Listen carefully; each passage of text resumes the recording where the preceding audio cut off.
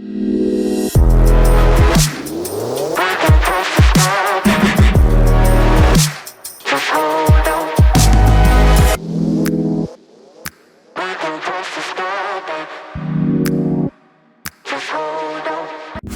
morning. Well, I got this right. I did. It's an 8:09 start for the time trial. I set an alarm for 6, woke up, had a bowl of Cocoa Pops, and I went back to bed. Went back to sleep, woke up again at 7. And I know, well, Ed told me that he went home. It's around an hour and a half away from here. So by my calculations, Ed, who arrived, I saw him turning up at about 6:30. Would have had to leave at 5, which would have meant getting up at 4 something. Oh, I had a good night's sleep. I had a really good night's sleep, like 9 hours straight, which, as the dad of a newborn and a toddler, is a rarity. So I hope Chanel doesn't watch this. I don't think she will, because let's be fair, neither of us have time to sit and watch the 20 or 30 minute YouTube video nowadays. Obviously I watch these before they go out, but yeah, so we're going racing. I'm still in my pajamas and we have 50 minutes to the start. I'm not quite as, it's not great, but it's not quite as blocked up as yesterday, I think. I don't know if yesterday just cleared me out. I apologise to anyone who was behind me whilst just clumps of snot were exiting my nose. Went and recce'd the course last night after speaking to Tom Hutchison. It's a tricky one, actually. It's not one for maybe it's one for the specialists. If the wind's in the right direction, the downhill is headwind, so the downhill is going to require some thought. 2 steep climbs to start.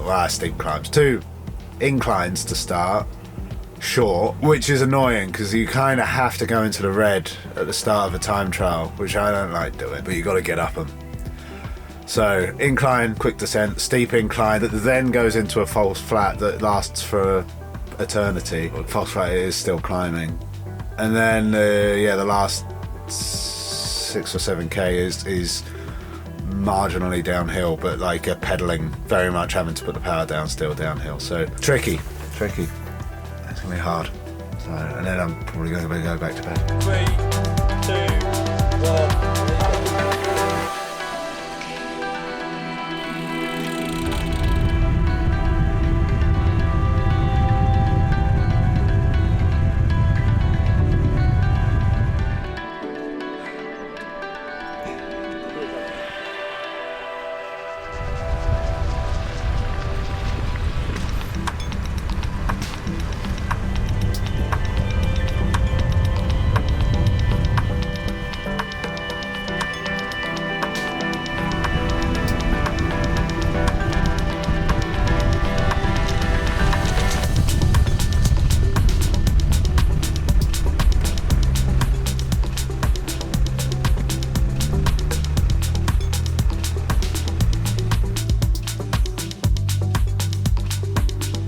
Right, this is the point I get right nervous, because I might have won that, maybe. It all happened really quickly, because it's 30-second intervals. I had myself down as 14:49, so let's call it 14:55. The yellow jersey said he did 15:10. Yellow jersey, the Cam's leader's jersey. Monty did 15 something. Ed Clancy reckons he did 22 minutes. I don't think he went that slowly. So Damien Clayton did 15 something. Might actually win something this year, which would be wild. Right, so the latest is all the timekeepered times are in, and I am joint first with Matt Lord, with one rider who's 1 second back. I'm going to be interested to see what the timing chip time is, because the time is 14:54, which is 5 seconds slower than I have myself recorded at. So this is going to be super interesting. I feel like it's just worried it's going to be another close but no cigar. So we'll see. Just discovered Strava's compare tool. It's really good. It's really good. Where you can see how we all compared. I've never used this before. I've heard it existed, but generally Strava I'm on my phone most of the time, and it works on an iPad. So, looks like it's Strava has me down as winning by a second, which I like. Myself and Matt Lord, obviously, and I put Ben Pease in here as well because it was close. They've got power 405, 425, which bodes well for me. Nice to see a 400 again. I don't have a power meter on the bike because I put my 165 TT cranks on for the whole race. So yeah, we've got. It looks like we started. I'm in black. Matt Lord is in. Matt Lord is the black line. I'm the purple line, and Ben is the blue line. So we've got Matt leads. Oh, let's do this as me as the. There you go. I'm the black line. Matt is the purple line. Ben is the blue line. First climbs, I rode not as hard as I possibly could, just tried to keep it quite controlled. Lost time to both of those guys on the climbs. Gravity has never been my friend, still isn't, so it's not surprising at all. Yeah, lost time. I was 6 seconds behind Matt halfway up this false flat. Now my plan was to be efficient over the steep climbs, the steep climbs for this, and then really step into it on the false flat, on this false flat to the top, and then really step into it harder actually on the downhill because slight headwind. And it wasn't much of a downhill, so you really had to keep the power on. And then you can see this bit here, so this is after it's not after the corner, this is still on that false flat. This is where I really did some damage, I think. I also thought that a lot of guys would go up the blocks very hard, prioritising the uphill, which makes sense.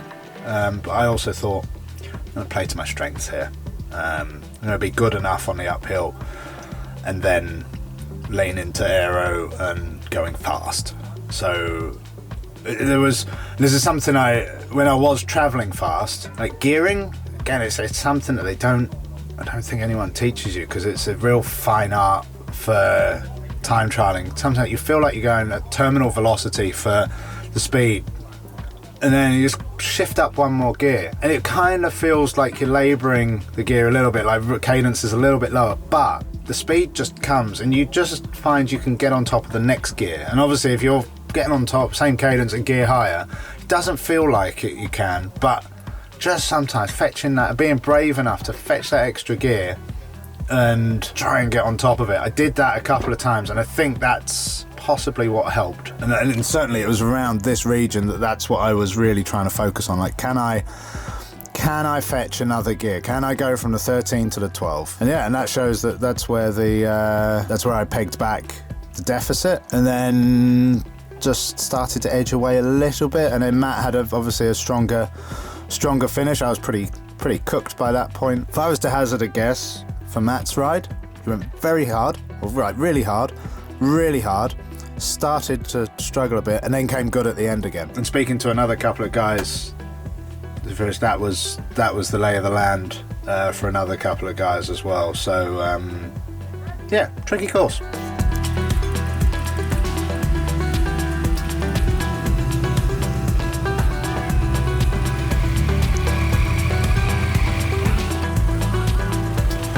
Good luck. Yes, Molly.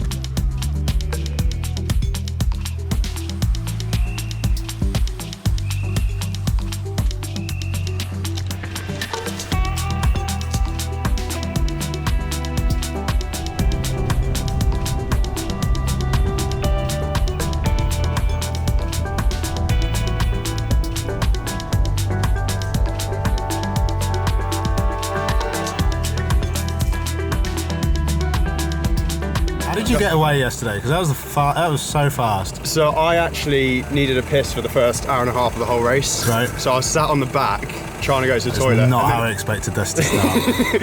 And then it started raining, which then made it socially okay to just go for it. So finally Kenway came back and like pushed me along. And then finally that sorted out, so then I was like, okay, time to start racing. And by that point, you guys had all, been taking chunks out of each other for an hour and a half. So I came to the front, we then brought our team up, closed the gap to the break, then hit it.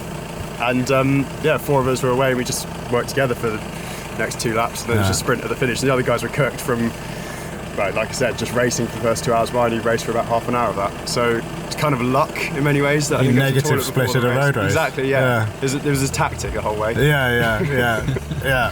As I looked at my average speed halfway round, I was like, nah, no one's going. Yeah, well, exactly. It's too fast. It was and like 32 miles an hour for the first hour. then, we did a 49-minute 25 at some point. Exactly. It's weird because the bunch slowed down. The last lap, I reckon, was the slowest. Yeah. Which is not what I'm used to. Right, yeah, exactly. And it was like the opposite of a UCI. Yeah.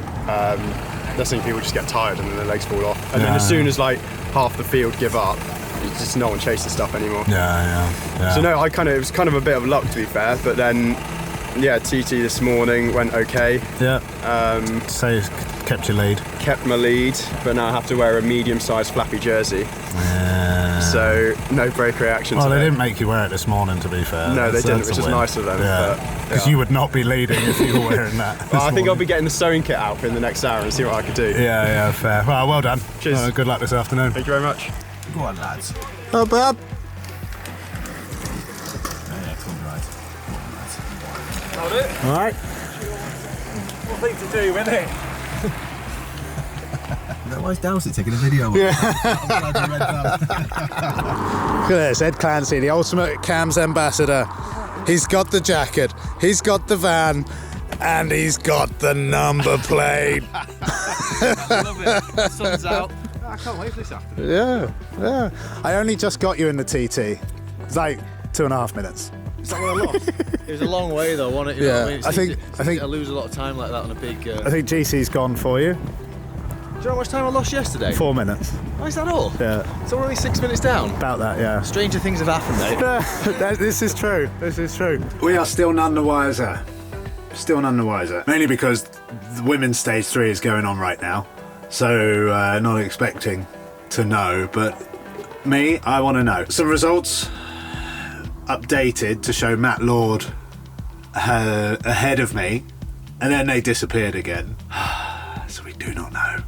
I shouldn't care this much, but I have finished second so often recently that I just would really, really like a win. And I know that's like first world problem because a lot of people don't get you, but it's been, sometimes it's not been close, but sometimes it has been close. Road Bike Nationals, second.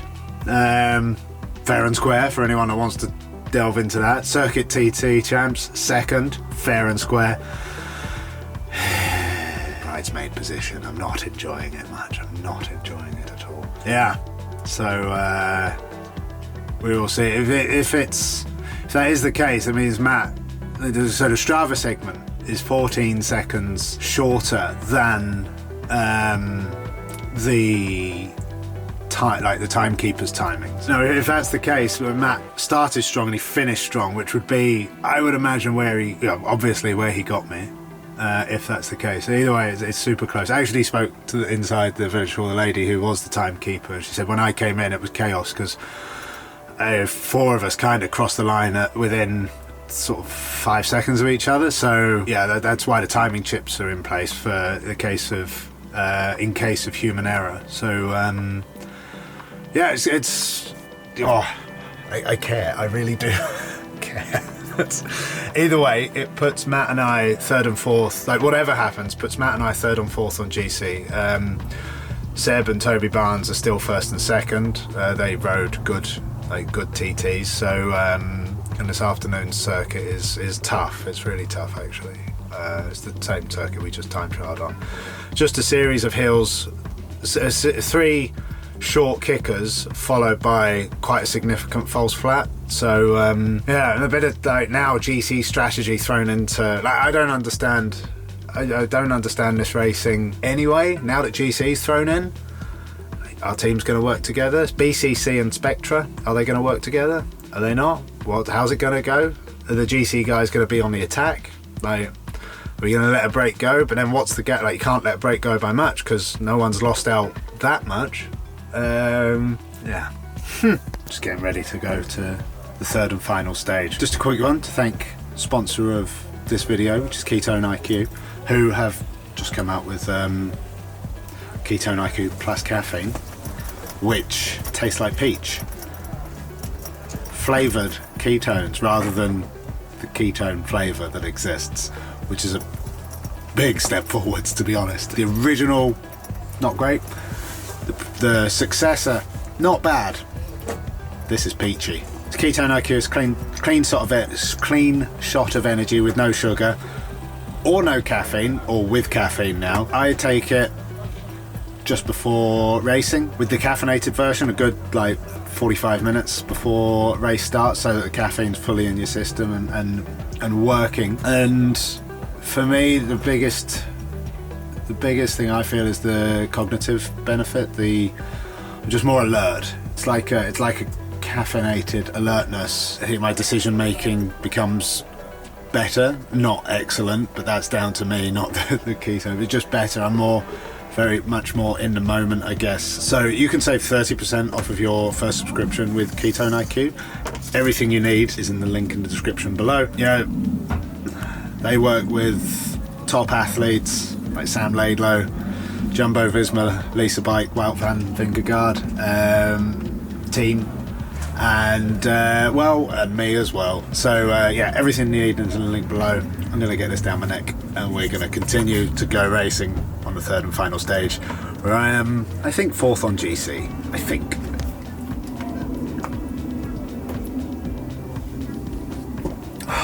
It's just not that wince anymore, you know? I mean, Ketone IQ is actually, I quite like it, but the original, all you had to take a deep breath. A really deep breath. It's a bit like those greens, athletic greens things. Doesn't matter what you mixed it with, it's still there. But this is quite nice.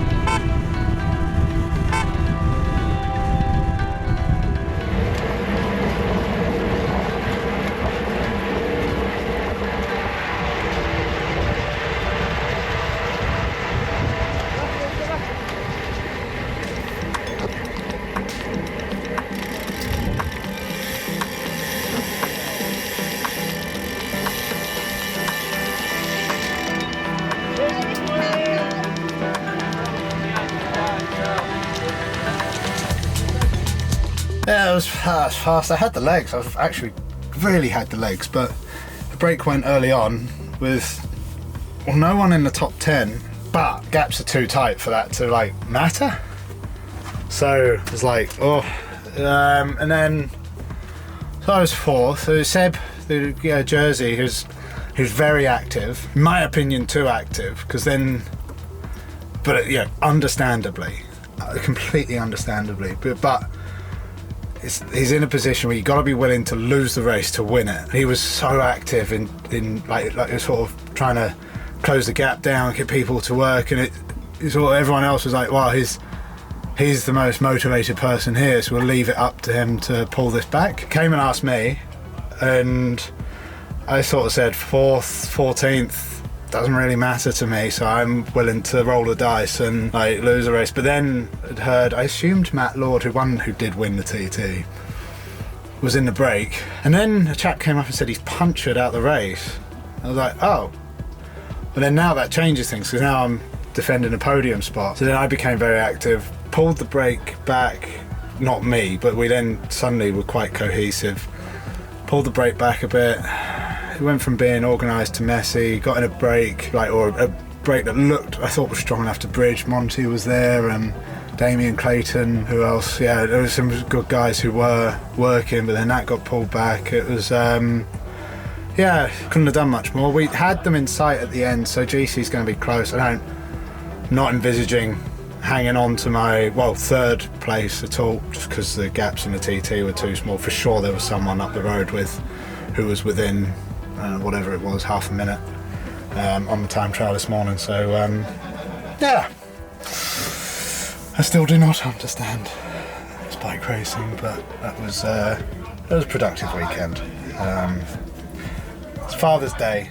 I miss my girls. I guess that's the trade-off. I like it here. It would be nice if we could make weekends of this, and I think maybe in the future we can, or one day I completely stop. But I do want to support people supporting this racing, and that is Cam's for sponsoring the race. That is Tom and the Yonk Bonk crew put the race on, and they literally are what about Ed and I try to support, similar to Seb Otley. They're tired of people complaining how bad the British scene is, and they just sort of got off their asses and trying to do something about it. So I think they're the ones that are worth supporting. So yeah, I enjoyed that. I wish I hadn't. It's tough to know how much a bit of a cold slowed me down, because I wasn't, it wasn't like I was bad at all. I definitely feel a bit better today than I did yesterday. Yesterday I woke up in all sorts of bother. Yeah, could have raced smarter, but hindsight, innit? Did what I thought was best at the time. Yeah, anyway, go have a quick look at the results, podium presentation, and then get home to my girls. All 4 of them now. Chanel, Vivian, Juliet, and Alaska the dog. And I think the dog is the one that likes me the most. So I really found a breakthrough with pure carb intake, with planning ahead, and it was always it's never, you can always get through, say, a 4-hour ride. If you've underfueled, you'll get through it, but you will pay for it the next day. And training is, the more training you can do, the better. But obviously, you are limited by recovery. So yeah, any tool that can enable you to recover better it's that old. That makes an awful lot of sense. A good friend of mine, Dr. Chris Lee, he described it very nicely, and I'm going to steal it. He basically said Ketone IQ allowed him to do everything that he needs to do and he wants to do during the day, and still feel like he has more energy to go. So you feel accomplished, you feel productive, and you still have the extra energy. And I think both physiologically or physically and mentally, that has a lot of impact on, when you've completed what you plan to do during the day. I mean, that gives that boost, that motivation to get going and go further into it. Yeah, no, I see that. Old me would have been like, That means I can do 4 days on, 1 day off instead of 3 days on, Yeah. 1 day off. New me means like I can train and then I can be present with my children Yes. afterwards instead of like collapsed on the sofa. Exactly. Yeah, oh, that's great. That's great. Thank you. That makes. I think a lot of people will find that very valuable. And to you their won't training. see that in a study, right? Because one, it's very hard to replicate in a study because everyone's activity after their training would be very different. Yes. Their foods will be different, but also like in the scientific world, like who's interested in this, right? But right now we have a study. We do have a study with KU Leuven in conjunction with Visma. Big We are scientific looking thing, at recovery. We're looking at recovery. We're looking at serum EPO. We're looking at angiogenesis, which is new blood vessels formation after exercise. So that would determine how much of the building blocks, how much of the fuels that you are transporting into your muscles as you are recovering. Gotcha.